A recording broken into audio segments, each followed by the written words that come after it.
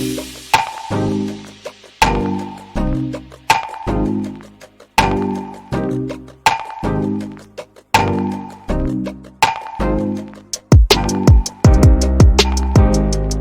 back aboard Blurred Force One with your boys Mo and Lottie, and this is the Supercast. The Supercast where we talk about all things superhero in our pop culture media. That's movies, TV shows, video games. We talk about the news, do some speculation, all that good nerdy stuff. And before we get into the podcast today, do us a favor, get down there and hit like on this video. Or if you're watching us or listening to us on a podcasting platform, you know what to do. Go leave us a review. 5 stars will be the best, but whatever you think we deserve. And dude, we are living in superhero heaven kind of right now. My Adventures with Superman, The Boys, Suicide Squad Isekai is coming up. And of course, on the horizon, we got Deadpool and Wolverine. So lots of cool things are happening, moving and shaking. But before we talk about all that, I need to talk to my good friend Lottie. Lottie, my friend. How you doing today? What you been up to? That's nerdy. Oh man, it seems like we're finally about to leave from the Armageddon / wasteland of gaming that last year and the beginning of this year. Seems that finally, gaming studios are finally realizing that people want to play games again. Doom the Dark World, Metroid Prime 4, and rumors of, big time PlayStation games coming out next year that we're finally going to start, gaming again. Thank God, because not everything has to be an online game, guy. There are people like me who likes to play offline. No, we have to have games as a service, and we need you to just play Capture the Flag or Deathmatch forever and ever and ever, and also in-game currency. That's the future of gaming, y'all. We're seeing it in real time. You forgot to mention the Marvel versus Capcom or the Capcom fighting collection that we were just. I always gotta add that. Yeah, it's y'all know I'm a fighting. I'm more like I'm a fighting game fan that's also bad at it. But I really do like fighting. You can ask Lottie. I bought a bunch of fighting games that I don't play because I suck at them, but I will definitely buy them. So I was really happy to see that they are coming out with that collection that I most definitely will get day one. So Lottie can beat the shit out of me in Marvel vs. Capcom. But beyond that, man, I've just been doing my normal thing. Obviously The Boys, My Adventure with Superman. I watched Lord of the Rings, the Fellowship of the Rings for the first time in a few years. Watched it with my daughter who had never seen it, Lottie. She thought it was all right. I was noting on threads that things that we think are top tier back in the day, they don't necessarily translate 100% to younger people who weren't there for the hype. But it was still a good time, though. Problem. And that's the problem with trying to introduce stuff to the younger generation, because of when you show them something that was limit in technology, limit in like resolution, and they don't understand the hype, they'll look at it and be like, and you go like, how do you the back of your, I know you don't want to, but I know like a part of your mind was like, you almost wanted to slap your tongue, like, how dare you? Oddly enough, she did appreciate because that's the thing. She did appreciate the technological achievement, considering she grew up with movies she's seen that are much better and further along. But I think she really kind of recognized. Actually, the things that she hit on that she was like, "What the hell?"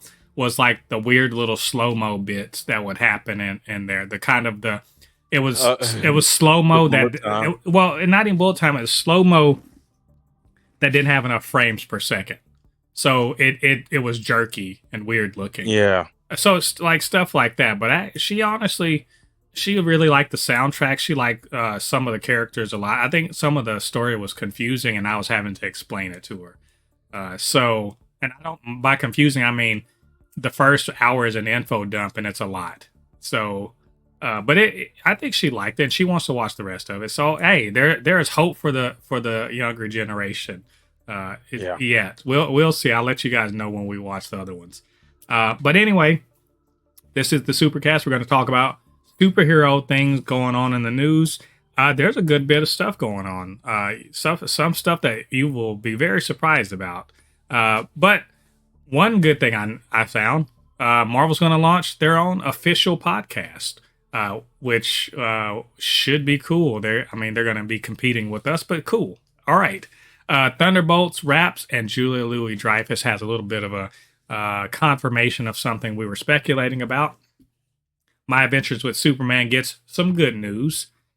Blue Beetle has also some good news when it comes to its future in the DCU. Jonathan Majors, surprisingly, had something positive happen to him. He got an award. What is it for and why? Mahershala Ali, his lawyer, had some pretty blunt things to say about what's going on with Blade.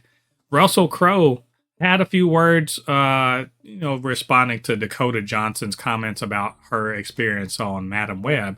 And then we're going to just kind of talk a bit about Eric Kripke, who is the creator, one of the creators of The Boys. And kind of he did a couple of interviews in advance of the new season. And I just kind of wanted to talk about a creator whose work I really respect, his process and his thoughts about the superhero genre. So, Lottie, my friend, are you ready to get into all of this? Yeah, I'm ready. All right, let's do this. So, Lottie, fire up your, Spotify or, Apple Podcasts or whatever and add this, to your list. Coming soon. I didn't say when, but it's coming soon. I think maybe in the next few weeks. Marvel is getting an official podcast, and it's only taken 15 years for them to realize that's some shit they ought to do. And their claim to fame, I suppose, is that it's real insider stuff. Like they're going to have access to people that are working at the studios, creators of the various properties that they're working on, and the man himself, Feige, is going to be on there talking. And being interviewed. So, and also CB Cebulski, who is the editor-in-chief of Marvel Comics, will also be, interviewing. So, Lottie, I don't know how big of a podcast guy you are. I'm big on them. Is this, one, are you surprised it's taken them so long? Two, does this sound like something that you're going to get into? I mean, I won't think I will really get into it because I'm not too much of a how things are created. I like expanded lore stuff, but that might be something that they'll do. I will tune in a little bit, but like I do have to say it's about time that they did stuff like this. Like honestly, one of the people who first started doing this, and you might say that, oh yeah, because I'm a gamer and all that stuff, but it's true. One of the first people that really started truly doing this was God of War, where he went, the creator of God of War went and had a whole like series and podcast explaining Kratos, and we've learned that Kratos, when you actually power scale Kratos according to the creator, he's not just some regular guy that just really strong and picks up stuff. The man is like almost a creation buster. You know what I mean? But I feel like stuff like that dudes need to be added because I feel like a lot of creators don't understand that not all their fan base is going to just completely go like, oh, okay, they understand what they're trying to convey in a story or like an image. Sometimes you just need to explain like, hey, this is what I was trying to convey. This is what we were trying to go with. And, this is what we're looking at. Because like you also said, another problem with what you just said about, with your daughter, a lot of problems now is that what I think the movie industry needs to freaking stop doing in 2024, we got to stop doing this. Movies are being filmed at 24 frames per second. A lot of people don't realize how much information you miss because you're you're watching a fast-paced action movie, and you're only seeing 24 frames of the shot. You actually miss a lot of information. And sometimes they gotta go, like I've watched movies where like the creator is like doing a little thing, or like what is those people called? VA, basically the CGI artists, they zoom in and show this what we were trying to convey, but because it's at 24 frames per second, you can't see it. And I'm like, oh, it'd be nice if we could see it at 60 FPS, but you can't. So I really think this is a cool thing for them to do. Well, there. Speaking on frame rate, there is a high HDR or super high resolution, super high frame rate, camera that they have that you can see in some movies. I think you actually, if you spotted it in Avatar: The Way of Water, there was a couple of shots that were done in like the super high frame rate. So that's just for you, Lottie. But I think, look, this makes all the sense in the world. Like I said, what's taking them so long? To be perfectly honest, this is a good way for fans who are a lot more into it than the casual person that's like, oh, there's a Marvel movie, let's go see that. Those guys are casual. They'll show up when something hits the theaters, but they go on with their lives. But there are people like us and others that are being fans that are being created every day who want to know more. They want to get some inside knowledge. They want to see a scoop.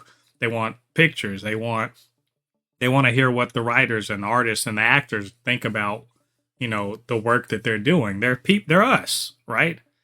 And so because this comes at a kind of a good time because they're slowing down production. So there's not a glut of Marvel content like we got for a couple of years. There are going to be gaps of time between one project to the next. And this is a good way to sort of maintain people at a certain level of enthusiasm for the things that are coming out, and to kind of assuage their possible anxiety about the status or, the direction of their favorite properties. So again, like other shows have done this, show like small shows or whatever have done this. It's past time for Marvel to sort of be a bit more transparent, or at the very least, show a little bit behind the curtain. Show a little bit of that Disney magic behind the curtain that people like to see. It makes certain fans feel like they're in on what's happening. It's just gonna bring enthusiasm and more attention to not just the projects but the people that are working on them, so that we can become first name basis with some of these people who, let's be honest, some of them are quite unsung, even though they're making things we like. So I think this is great. I'm definitely going to subscribe. Hopefully we'll get cool news and we'll share that with you when that all goes down. So moving on to more Marvel news, Thunderbolts asterisk, I don't know how you, Thunderbolts, whatever, has wrapped. It finished its filming probably about a week ago. And they, Julia Louis-Dreyfus was being interviewed by Comic Book Resource. Actually, I don't think it's Comic Book Resources, but they were looking at an interview she did. And she seemed to have dropped a bombshell. I mean, it sounds like she had a great time on set. She's really enthusiastic about her character, who in my opinion, was a cool little, like, sort of anti-Nick Fury that I'm really interested in seeing more of. But she also seemed to confirm that Louis Pullman, Bill Pullman's son, is in fact going to be playing the Sentry. So, Lottie, are you ready for the OP of all OP Superman to light up the screen now that it's been sort of confirmed? That's cool. Yeah, I just wonder how they're going to introduce this guy. How they're going to introduce Sentry. Is he just going to just show up and just be like, I'm the Sentry? Or does he show up as his evil self and then he turns into his good self? Like, I'm very, very interested. I'm gonna say I know how they're gonna do it. If it's like in the comics, he's going to be in a high security prison cell. Like, Oh, yeah, that's see, and you're gonna be like, how's Superman in a prison cell? It makes sense once you really get to know who Bob Reynolds is, aka the Sentry, you'll understand why he's in a prison cell. I don't think they're going to introduce the Void early on. The Void will show up in this movie if the Sentry's in it. The Void's going to show up, but he's not going to be the first thing you see. You're going to see Bob Reynolds in a prison cell, and he's going to you're going to be like, well, why? What did he do? Why is he in here? And when you find out why, you're gonna be like, oh, okay, well, we might be in trouble. That's all I'm gonna say. I don't want to spoil this at all for you guys. Just understand that he's locked up for a reason. So I'm happy about this. I honestly, as soon as they said, what's his name? The guy that plays Glenn. I wish I could say his name right now, but he dropped out and Louis Pullman subbed in. I was like, yes, absolutely, we're getting the Sentry. And I'm really looking forward to it, to be quite honest, because I'm just going to say there's only, all of the people that are on the Thunderbolts team that we know of, there's literally only one person that can deal with him. Like, there's exactly one person on the announced roster that has any chance of dealing with him, and it's Ghost. Nobody else can fuck with him. There's not, everyone else is a fucking super soldier or a ninja or something like that. Nobody else on that. If they supposedly get Abomination or some other kind of Hulk, they still have a problem, but Ghost can deal with him just because of her powers. So we'll see. We're gonna see. I'm looking for more information. Hopefully, we'll get some behind the scenes, pictures or something like that, and we'll share that all with you when we get it. Lottie got some real quick and really good news.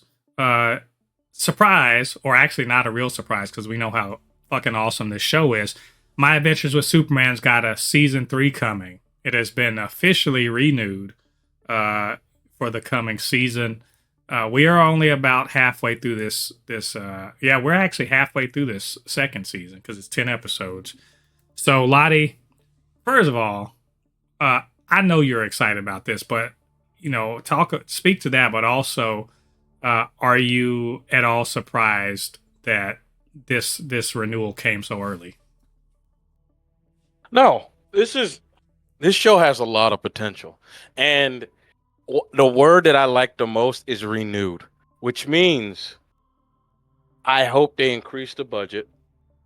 Make it, you don't have to make it rated M like Invincible, but maybe PG-13 it up a little bit. You know what I mean? I need them to make them make some 13 plus episodes, man. That's the 13 I care about. Yeah, more than, because what is it, like only like 10 or 8 episodes? It's only 10 episodes. Y'all stop playing with me. I'm so serious right now. Stop playing with me. I'll look on Max and look and flip through Justice League Unlimited and Static Shock. They got 26 episodes. I need 26 episodes, damn it. So anyway, I'm sorry for interrupting you, but like that, I'm just like, that bugs me. Y'all got 26 whole episodes y'all could do, but y'all doing 10. Get out of here. And then got the nerve to drop 2 at once. Come on. Anyway, I'm sorry. Go ahead. I mean, you're not wrong. I mean, you are not wrong. I agree. They need to increase the amount of. They need to increase, like, the simple fact that they're only doing, what is it? Like you just said, they're only doing just a few episodes. Like, nah, increase that amount. Like, increase it up to about 12, or like you said, 12 or 15 episodes. Increase the budget. I'll love to see it, but the show definitely deserves it. I'm not surprised at all. Yeah, it's an excellent show. one of my favorite versions of Superman. Like I honestly, if you said this was an origin for the Christopher Reeve Superman, I'd be like, that's fine with me. Like, it's got a lot of the same sentiment. I love that it shows its anime influences. You know, it wears them on its sleeve and does not care. Like, did you say? I know we were talking about the Android 18 one on our review. The car looking like. But did you see someone did a side by side photo of in the previous episode when General Lane got the sword and the shield, right? And it was a shield with a cross on it. Then they showed it right next to an RX 79 Gundam, the original Gundam, the Mark II, was it RX 7902, which had the shield with the cross on it and the laser sword. And I was like, damn, these guys are real. They're real, because you know what? There's a lot of new anime fans, and they like a lot of shit, like the new shit. But you a real old head if you watched Mobile Suit Gundam, the OG series, and you know what a RX-79 is. So I was like, man, these guys, they're not playing. They're real anime fans, and I love that. So anyway, I'm not gonna gush over it anymore. Go watch our and listen to our reviews if you want to know what we really think about it. But I'm so happy about this, and I cannot wait. Next season is going to be dope. So good on them. Can't wait to see more. Speaking of animated DC stuff, another great bit of news that we got this week. There was like a film festival, an animated film festival going on. So there was actually a lot of reveals about what WB Discovery is going to be doing animated wise. And of course, DC is part of that, and they have already confirmed Creature Commandos is coming out in December, but they are making animation as a part of their shared universe actually important. And so part of that is that they are going to do a Blue Beetle animated series, and not just any Blue Beetle animated series. It's a direct, it's a I don't want to say it's a sequel, because that the Blue Beetle movie isn't technically canon, but it's going to be directly inspired by and taking most of its elements from that movie, including the voice cast apparently. And the thought seems to be that if this animated, series is well received, it's a springboard into an actual Blue Beetle movie, which to me says that they have a strong idea for the series. They have a strong, creative impetus for the series, and they're gonna, follow through on it. But that James Gunn and the rest of the people, the story, brain trust over at DC are already looking forward to how they can slot Blue Beetle, Jaime Reyes, into what their existing plans. Lottie, I mean, I thought this was awesome news. What did you think? Listen, like you just said, I'm just gonna say James Gunn is intelligent, because if they're going to do something with Blue Beetle, don't make it a TV show. Blue Beetle is something that just doesn't make sense as a. You will agree, it just doesn't make sense if you try to make Blue Beetle something that's not a TV show, like not an animated TV show. Because if you try to make it live action with a small budget, it'll look like it'll be garbage. Like it now, and on the real, it'll be CW light, which is not cool. Yeah. But animation, I mean, look, to your point, we're watching My Adventure with Superman. It would never work live action. Too much is happening in that show, right? X-Men 97, they couldn't do a TV show. They couldn't justify the cost of that if it was a TV show. Too much is happening on that screen. There's too much that would require CG and special effects. But you make it animated, Sky. I mean, look, it's not cheap, but they're not going to cheap out on the animation. It's not going to be Invincible level animation. Which, no, I'm not shitting on Invincible, y'all. Just letting you know, I'm not shitting on it. But they ain't got the budget that Marvel had for What If. So I'm just saying. Anyway, yeah, back to what you were saying about that it's good that it's animated.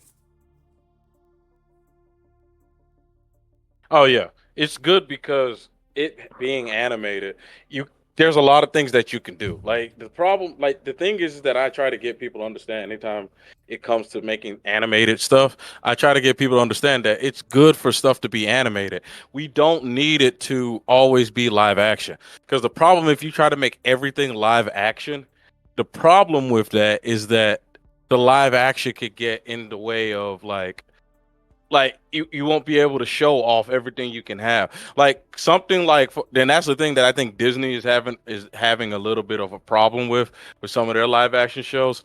You could do something like, for example, Hawkeye, what was those people get You called got again, Daredevil. Daredevil, Falcon and Winter Soldier, like stuff like that. Those are street level action, almost, if you really think about it, cop TV show type things. You can make those into a TV show. But like I remember when you were telling me that they're going to make Armor Wars into a TV show, I'm like, "Oh god." I was like, "Oh god." I Well, knew what you also remember though that Marvel is sort of treating because they're not real TV shows. Let's be serious. They're not really the only real TV shows that we've gotten from Marvel Studios and by that I mean they're not just really expanded movies. The only real TV shows we've gotten from them is like WandaVision and What If, and pretty much all of the other ones are basically just a movie, right? Maybe Miss Marvel, but for the most part, I mean even She-Hulk was really more of a TV show, but Falcon and Winter Soldier, Hawkeye, that's just an expanded movie. So when it comes to Armor Wars, it's probably going to be similar, like just it's rather than being a 2.5 hour movie.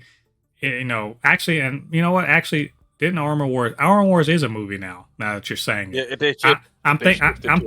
thinking of Ironheart. Ironheart is probably going to be more like, rather than a 2.5 hour movie, it's going to be more like a 3.5 to 4 hour expanded movie, basically. But I get your point though. It costs too much.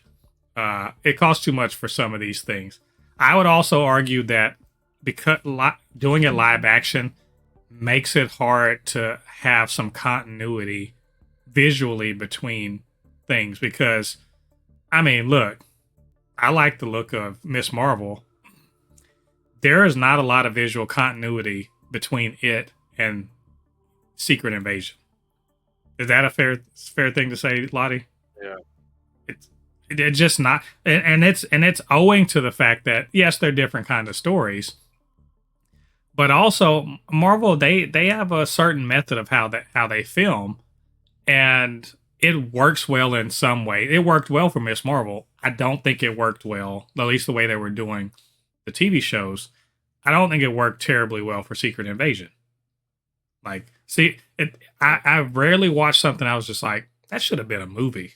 It really should have been a movie, because not that wasn't what it is. But we're off way off track. Blue Beetle's going to be animated. I'm loving it.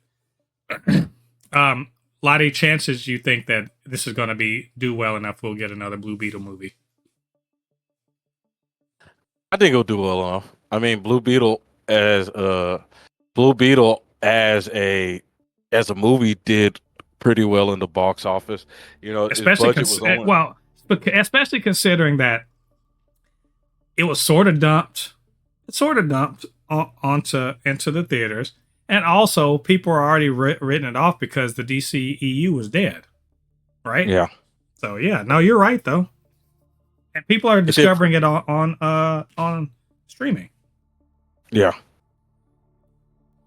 So I look forward to I really think that it's going to do well. It's going to do well. We're going to get probably another movie of it, and like I said, I look forward to actually watching the TV show to see what they can do with it. Yeah, same, absolutely. So y'all will keep an eye on this. We'll let you guys know when we get more information. So Lottie, this isn't really superhero related, except that it's about Jonathan Majors. And I kind of wanted to just talk about this briefly because it makes me scratch my head. So Jonathan Majors won an award. Or he would, let's see, what's today? So in a few days, he's going to get an award at the Hollywood Unlocked Impact Awards. And he's going to win the Perseverance Award from the organization. And it's given to an individual who has shown that no matter what adversity they face, they will continue to aspire to inspire. Lottie, why are they doing this? Here's the thing. I want to support black actors. I really do. I'm somewhat sympathetic to Jonathan Majors in the sense that, like, I don't know that his case was necessarily adjudicated totally fairly in his, against him. But I also recognize, like, hey, we live in a certain society and certain things are kind of forbidden. And unfortunately, he's a strong black guy, and he had an altercation with his girlfriend who was not. She's a small person, and yeah, maybe she was instigating or continuing it or not letting him get away from the. Well, it is what it is, right? Yeah. So I don't really want to relitigate that. It's, we've talked about it before. If y'all want to know how we feel about it, go watch our previous episodes.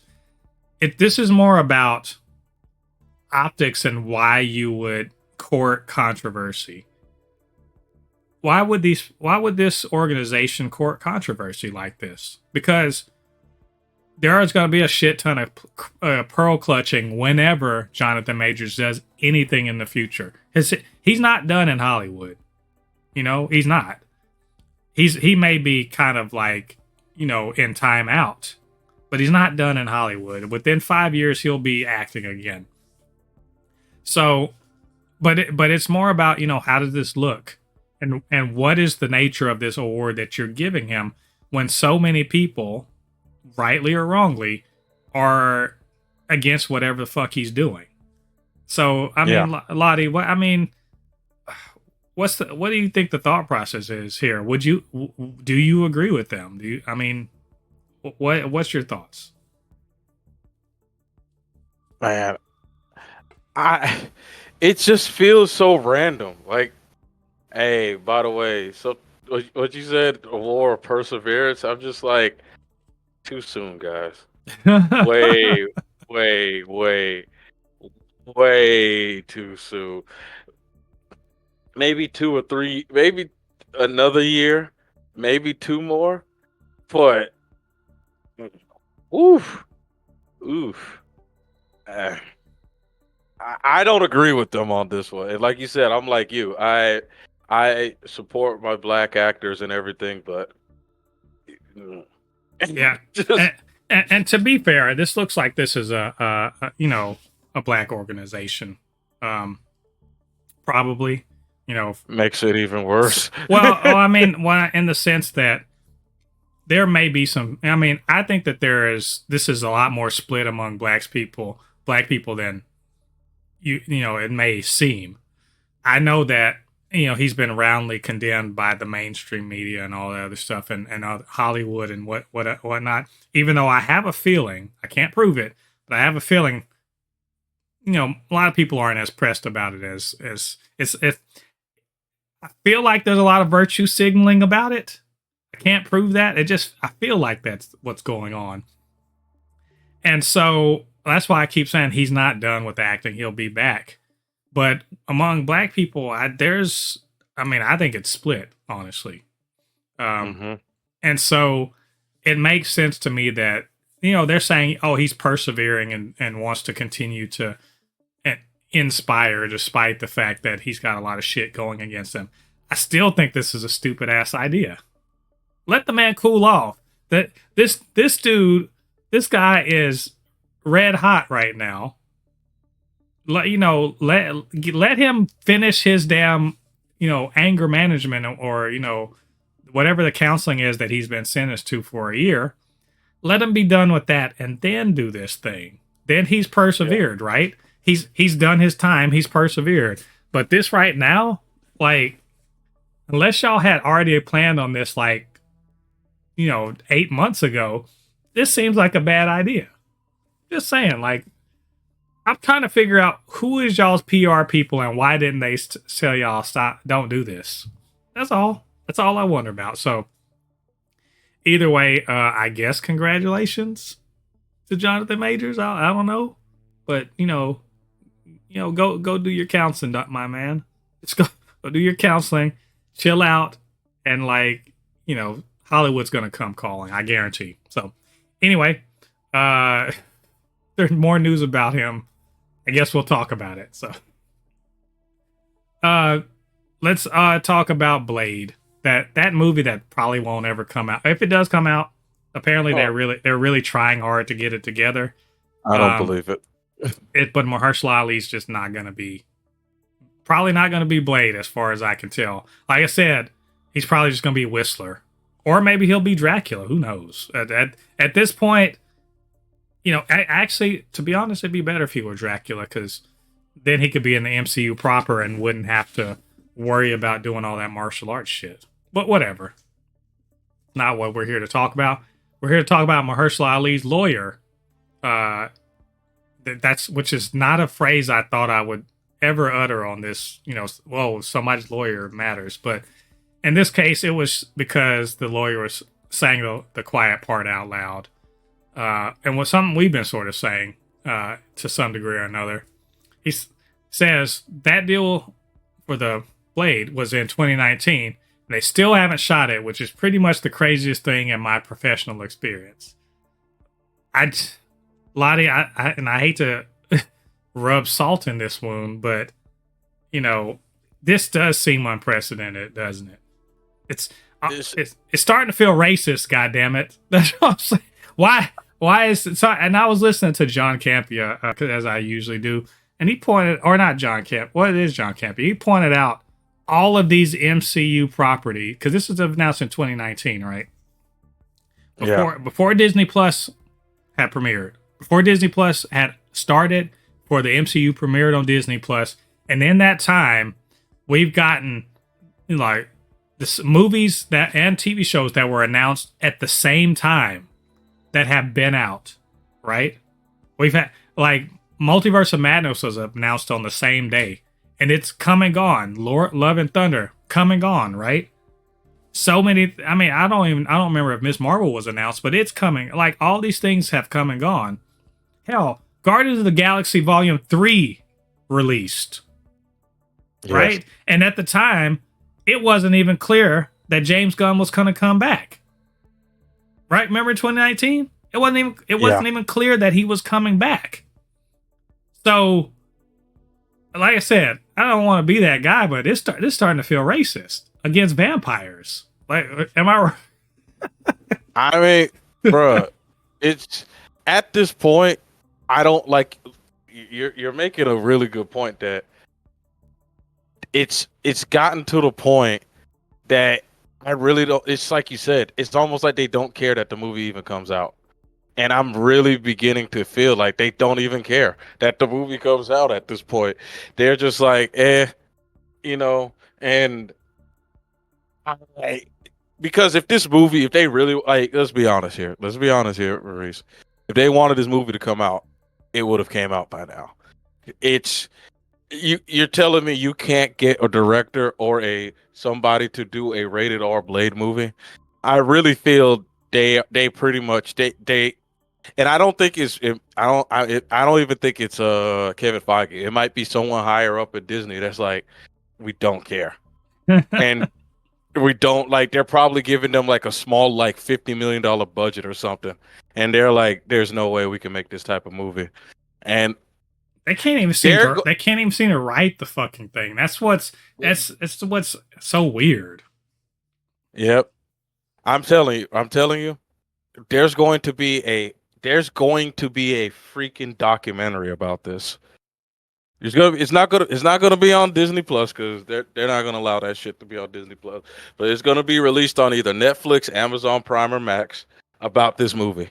Because I like Maurice, at this point, this movie doesn't exist. I don't literally there's zero.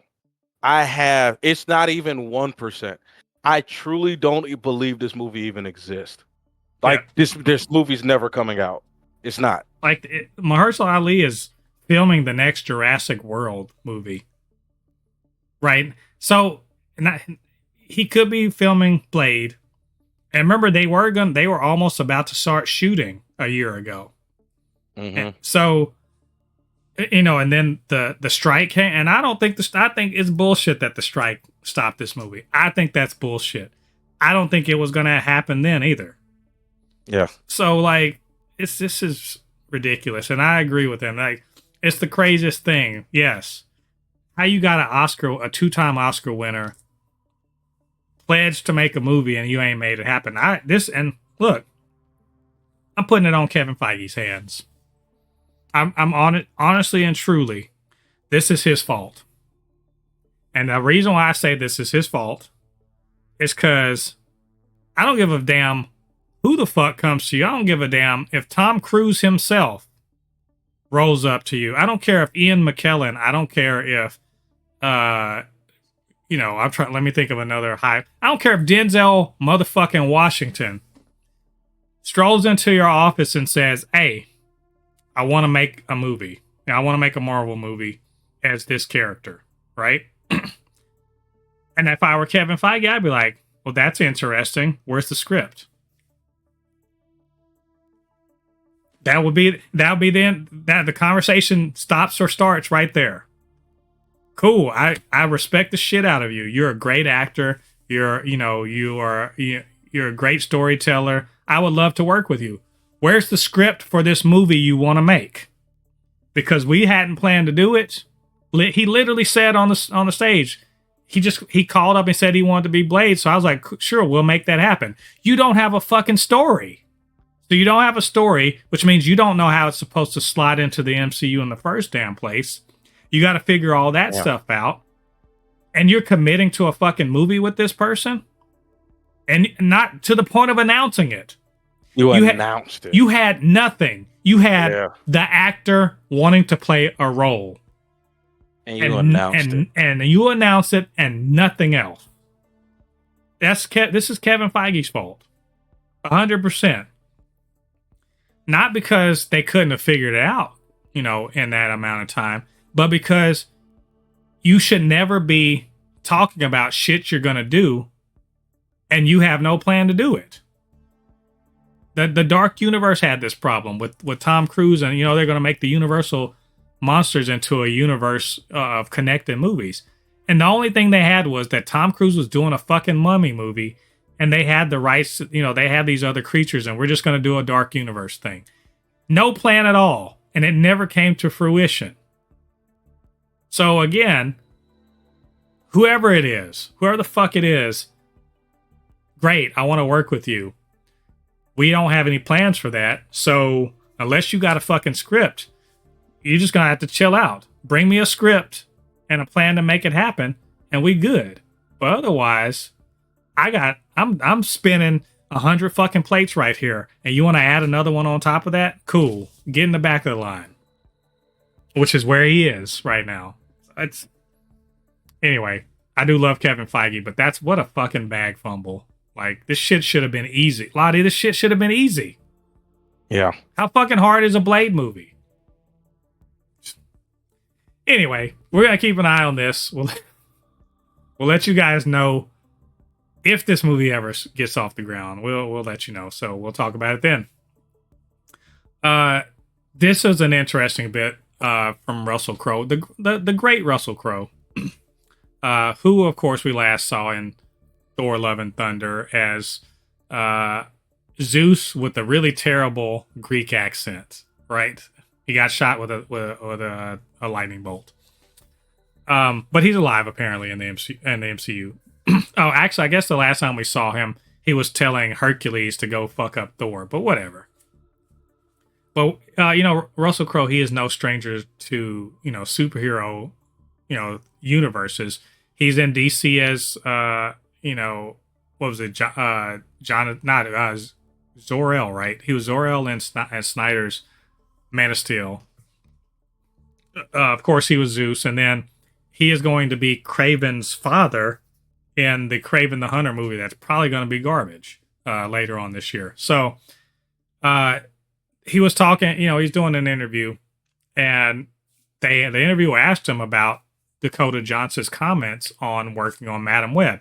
Now, Lottie, I don't know if you remember what she said, but she was essentially like, this was not the movie I signed up for, and I don't understand, I don't really work well in these sort of, comic book, creative spaces because, they changed everything up and it was just like a different movie, and, that just doesn't work well for me, and about her difficulty getting into it because of that.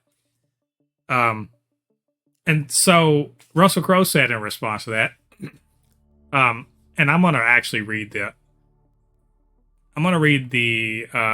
more context version because the snippet I had it doesn't quite say enough. So he says, and I don't want to make any comments to what anybody else might have said or what their experience is, but you're bringing out. Let's see. He said you bring out this impish quality of my humor. You're telling me you signed up for a Marvel movie in some fucking universe for cartoon characters, and you didn't get enough pathos. I'm not quite sure how I can make this better for you. It's a gigantic machine, and they make movies at a certain size. And I've experienced that on the DC side with Man of Steel, Zack Snyder, and I've experienced it on the Marvel side via Disney with Thor: Love and Thunder. I've also experienced the Marvel Dark Universe with Kraven the Hunter. These are jobs. Here's your role, play the role. If you're expecting this to be some kind of life-changing event, I just think you're here for the wrong reasons. So, yeah, he basically, I don't agree that he's kind of shitting on her about it. But more just being like, hey, man, it's a job and you just kind of got to be here. And, if you're expecting high art out of these things, maybe don't do that. So Lottie, I do have a few more thoughts on this. What do you think about him sort of just being like, hey, you just got to roll with it? I mean, the thing about it is he's not wrong. I mean, you can't, it's one of those things that, I tell people this all, when I hear stuff like this, it's sort of like what happens in sports where they're like, oh my God, they're treated me so wrongly and all that stuff. And I'm like, well, they go like the what's the word I'm trying to use? They're like the amount of pressure and everything. But I'm like, well, yeah, it's what a professional athlete was doing. I'm sure when you were growing up watching Tom Brady or Joe Montana, they were going through pressure too. You wanted to be in this. You got to understand. I understand that, everybody has some mental health and stuff to go through. But when you sign up for a job and you see what the potential risk of the job, I'm not saying I don't take your complaints very seriously, but at the same time, you signed up for that job. You know what I mean? You signed up to be a part of Marvel movies. Any type of movie. It doesn't matter if it's Marvel or anything. I'm pretty sure you work in Hollywood. I'm pretty sure people have told you that superhero movies have extensive reshoots. They have reshoots. They have VHS stuff. They have to change things on the fly. Sometimes they might put you in a place that is not as comfortable because it will be more. This shot was not meant for what's the word I'm trying to use? For a stunt double. Like, you actually have to do this stunt. You know what I mean? And it is what it is. It's part of, you took the check. You gotta roll with the punches that come with that check, unfortunately. Yeah. Well, my main thought on it is essentially, I get what you're saying, but there is a certain aspect of an okie doke that went in with Madam Web. You can tell watching that movie that there's a real like, that's a bait and switch, if you will. You can be contractually obligated to do a movie. And it, like, okay, cool. I signed up for this movie. I play in this character. But when you sign up for it with a certain script, right? You read the script. Okay, cool. This looks like something I want to do. It's a Marvel movie. Dope. I'm down for it. And you expect a certain amount of rewrites or, tightening up of the script. You expect that. But the way she talked about it, it sounds like they literally rewrote the movie in process. Like rewrote it so that it wasn't the same thing she signed up for. And it may be that, maybe she's exaggerating, but her delivery in that movie, she was not into it. And I have to say, most of the other people weren't either. Right? And so it feels like it's a somewhat different, situation than, what they're saying, than what he's kind of getting at. But I do understand it's a job. You signed up for it. I just have a problem with any job, no matter what you do for a living, that gets you in the door promising one thing and then the reality is something different. And so, but he has good sage advice, and like, yeah, this ain't Shakespeare, or I mean, it wants to be as good as it can be, but maybe chill out a little bit on all of that talk. So, good old Russell Crowe. I think that's good sage advice for any actor, and hopefully it'll get somebody in the right frame of mind for their inevitable shitty next Sony movie. So, so we're gonna move on to one last thing. I just want to title this little section, Eric Kripke is a real one. So Eric Kripke, who you are going to hear us praise, correctly praise for The Boys. He created The Boys, or he's at least co-created, but created The Boys. He is the creator of the long-running show Supernatural. He's basically one of the driving forces to get The Boys, which should be more than enough to praise the guy.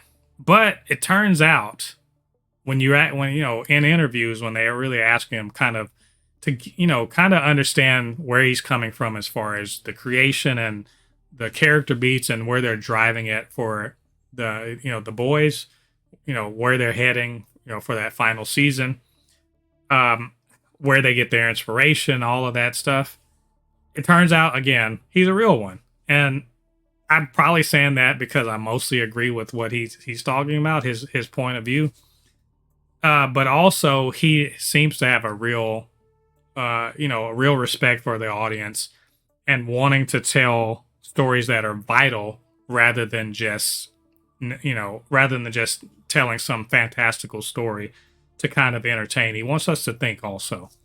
So, Lottie, I read like 1.5 of these interviews that I linked on our, notes.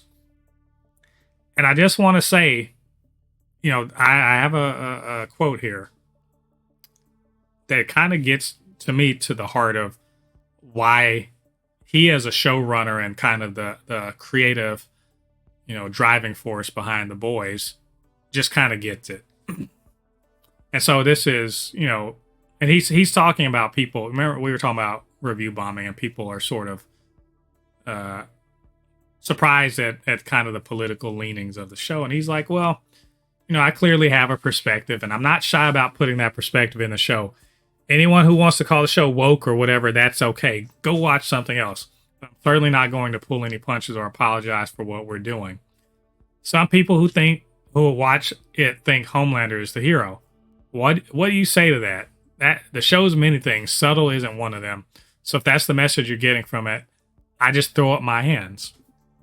And this kind of speaks to the fact that in our review, we're just like, Jesus Christ. We were just like, remember we were saying, it's just our reality with capes, right? Yes. And he even talks in the interview about how, yeah, it's we weren't, we're not fortune tellers. We were just writing at the time about what we thought would be scary or bad or weird. And it just happens to come to pass. It just so happens that Homelander's trial sort of coincides with Trump's trial. We didn't plan that. We didn't know that. And so I think what we're getting at is, like I said, a respect for the audience and for the characters and for the story they're telling, to tell, as he said, to write about what's pissing us off or scaring us, and to also recognize where the original source material wasn't as strong as it could be, and therefore they can have an opportunity to actually make it better than it was, like creating Sage, or making that opening, that Starlight joining the Seven, and her whole deal with the Deep being handled better than in the comics. So anyway, Lottie, I've been going on. They were good interviews. I think Kripke's got a real handle on the human condition, but also how to kind of push our buttons. So I mean, what do you think? When you said that there are people that think Homelander is the hero, you terrified me. That there are human beings that literally think that Homelander is right. And it just makes me realize, like you said, we live in, like, what's the word I'm trying to use? We live in like a what's it called? Like, it's like a bizarre world sometimes. And it's crazy that people will literally think that. And listen, I will tell you this. I love The Boys. It picks on both sides. It picks on both sides. If you, as a person, is offended by what is happening in The Boys, you yourself really need to look yourself in the mirror. And I'm talking about on both sides.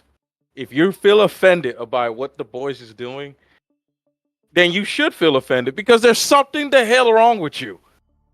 There's something the hell wrong. If you see Sage, if you see her character and you get pissed off, there's a reason for that. There's something wrong with you. If you see Homelander and you get pissed off by the way they have Homelander, there's something the fuck wrong with you. There's something wrong with you. There's something wrong. And I'm happy and I'm refreshed that there are TV shows that are not afraid to do this. And I feel like you said, I was telling somebody that it feels like the guy was like, he Kripke turned into straight Eminem, and he said, "Fuck it." Like, he just said, "I'm sick of this shit." Like, you know how Eminem will have those ad libs at the beginning of his songs where he's just like, "You know what? Fuck this." Like, that's what it feels like. Kripke was just like, "I'm taking the kid gloves off," because I told people, like, of the 3 episodes of The Boys, it feels like the creator is like, "I'm taking the kid gloves off. I'm going after all these people. If you feel offended, hey." If you feel attacked, There's a reason for it. If you feel attacked or offended by the characters, there's satire. But Jesus Christ, like you said, it feels like it's all. I mean, is it satire though? Like, at this point, it's not. It's not. I'm like, is it satire? Because that QAnon conference, I was like, if you had plot me down in the middle of that, first of all, I'd have been like, all right, somebody was going to want to lynch me around here. But the second thing I would have said after that would be, I see no difference. It's like that meme, like, show the difference between these pictures. There is no difference. That's where we're at. We are at that point in our culture where one of two things is happening. One, you can watch a parody of yourself and not realize that it's a parody of you. Yep. Or two, you can see the parody of you and think that they're celebrating you. Yeah. And I'm just like, it finally took straight up them saying, no, No, you fucking vaccine deniers. No, you fucking 5G, Epstein Island conspiracy nuts. No, you QAnon idiots. That's not, we are not on your side. We're showing that you're a crazy person. And we're trying to show a mirror to you, and you're like, fuck it. You're like Dorian Gray, and we're trying to show you your picture. So you can see the ugly bullshit that you've turned into. That's that's it. And they still don't get it. Yep. But we're a bit far afield. The point here with Kripke is he seems hella solid.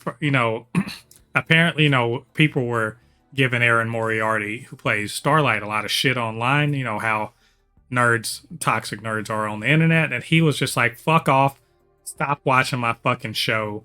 You suck." Like, don't, because he's gonna go to bat for his people. Also, like I said, he introduced, that he had them, or he, as part of them introducing Sage, and as I surmised when we were talking about it on the review, he did very much intentionally make her black. Yeah. For specifically to speak to kind of like anti-blackness and anti-woman sentiment and stuff like that. And so it's like there's so much thought going, and obviously he's not the only person. He's not the only writer. He's the showrunner, so it is his creative vision. Also, Lottie, I wanted to highlight something to you about for him, talking about essentially the shared universe aspect of because there's Gen V and and the boys, and they work hand in hand. But this is something that Marvel sort of has lost their way about. But he's like, hey, I don't want people to feel like they need to watch both to get it. I don't want people to feel like there's homework. You should be able to watch Gen V and understand what that story is, and watch The Boys and understand what that story is. And if there's a crossover of some sort, it doesn't matter if you've seen either or both for it to have happened, for it to make sense and be enjoyable to you. Because like I said, he says, I'm not trying to give the audience homework. And I think this is again a person that has a strong understanding of what's going on, who they're talking to, and how to keep them engaged in the whole storytelling process. Lottie, how do you feel about that? I wish not just Marvel, but somebody else will decide to take that advice, Nomura. Just so you know, Nomura is the creator of Kingdom Hearts. You sent me something. Yeah. You gotta watch. You gotta play all the games, and you still don't understand the story. Exactly. But yeah, the whole thing about like I said, the whole thing that I tell people whenever they talk about Gen V, I tell people what's good about Gen V is that it felt like it was a part of The Boys, but it didn't feel like it was important to watch. And that, in my opinion, is a good thing, because we don't have to watch Gen V to understand what's going on with The Boys. And like you said, vice versa. We don't have to watch what's it called? Not just Gen V. We don't have to watch The Boys to understand what's going on in Gen V. We understand there's this shared universe, and they have a little bit of a crossover where Victoria Newman is pretty much like, I guess, clone mama to what's her name again? The black girl from Marie. To Marie. And I feel like they might show up in season 5. Well, we know that two of the characters are going to show up in season 4 of The Boys, but it's just it's not fair to Marvel either, because you try having a shared universe, but also that references but doesn't depend on something else. Like Werewolf by Night doesn't depend. It's in the Marvel universe, but you wouldn't know it if they had never put Marvel on that and they just made it as like a little Halloween thing. It'd have been a cool little throwback, horror, light horror movie or special that was connected to nothing, and you wouldn't have known. So you can Yeah. do it that way, but it's a lot harder, I think, when you have 30 things that you got to connect as opposed to 2. But Yeah. it's a point well taken, I think. So just like I said, overall, I mean, I encourage you guys to go and read those articles, those interviews. If you're like me and you really do enjoy kind of getting into the minds of the people that make the things you like, it'll be very useful. But also kind of let you know, like, they're working on that, The Boys Mexico and other possible spinoffs. So The Boys ending at season 5 that's not the end of the story. As long as they, let me put it to you this way. And he said, like, as long as we have a story that's strong enough for it, we'll keep doing these. And I think that's good. We're story first always, obviously, but I think Amazon's like, yeah, keep making these things because we want those ratings, we want those eyeballs, we want that ad revenue. So I think we got plenty more coming in the future. But anyway, I guess all of our thoughts on that story, and also that's all of our news for this week. So as usual, maybe we missed something, or you agreed, disagreed. You just want to share your thoughts with us. You know what to do.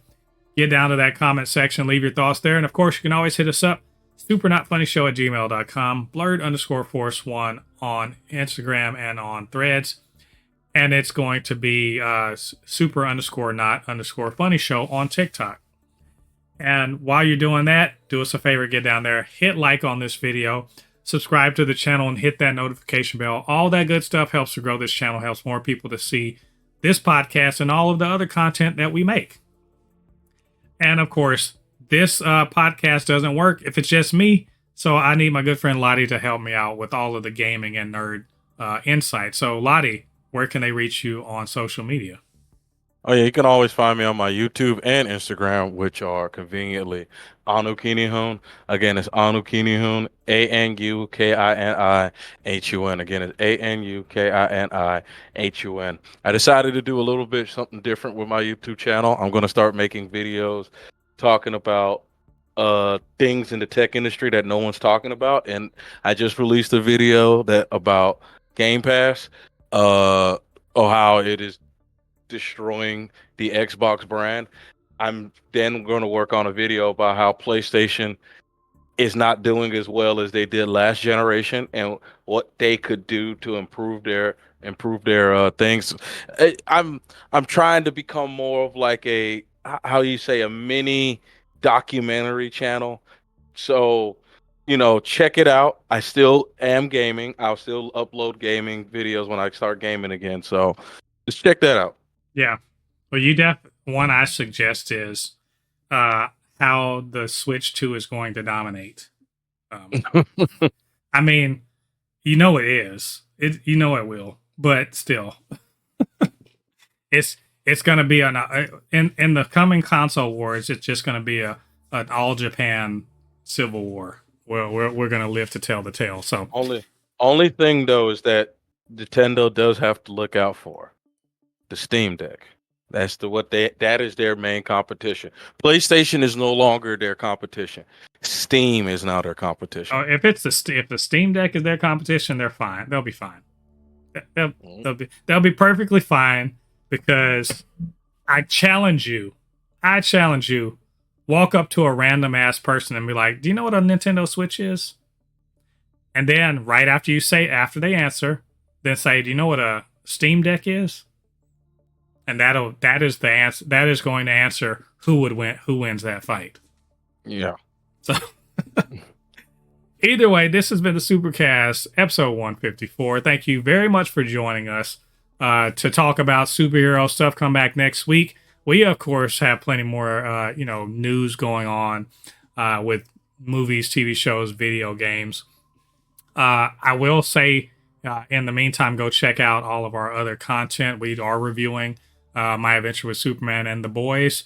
Come also to my live stream. I'm going to be live streaming kind of a discussion / reaction to the newest episode of The Boys. It's going to be at 2 p.m.